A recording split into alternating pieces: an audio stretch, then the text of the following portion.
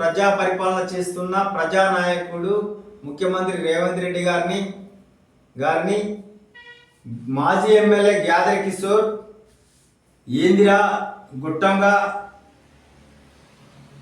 నీకు 30 ఫీట్లు తీస్తాం అని అనుచిత వ్యాఖ్యలు చేస్తుండు. దళితులు అయినంత మాత్రాన సాక్షాత్తు ప్రజల చేత ఎన్నుకోబడి ప్రజా సంక్షేమం, పేదలకు సన్నబియ్యం,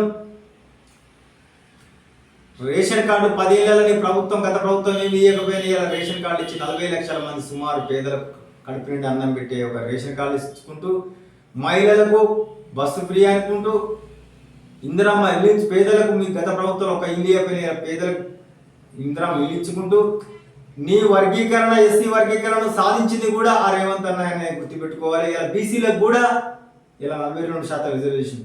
గత 10 ఏళ్లలో నువ్వు ఎమ్మెల్యే ఉండి నీ ప్రభుత్వము, నీ యాజమాన్యం ఏ పని కూడా ప్రజల కొరకు చేయలేదు.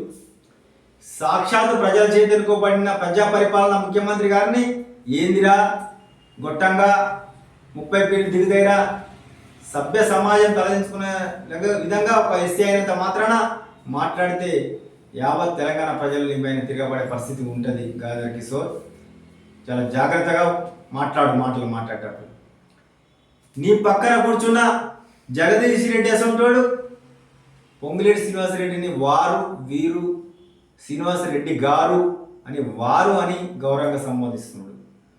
నువ్వు ఇంత తొందరగా లేచేసి ఎగిరెగిరి ఆ రోజు ఏమైనా డబ్బులు సంపాదించుకుని అక్రమార్గంగా అధికారంలో సంపాదించుకున్న డబ్బులను పట్టుకొని ఇవాళ నువ్వు ముఖ్యమంత్రి గారిని అసభ్యంగా అనుచిత వ్యాఖ్యలు చేయడం తగదు.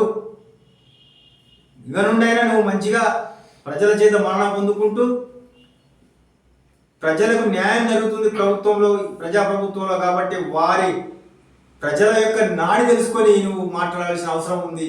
అంతకు మించి నువ్వు తస్మత్ జాగ్రత్త.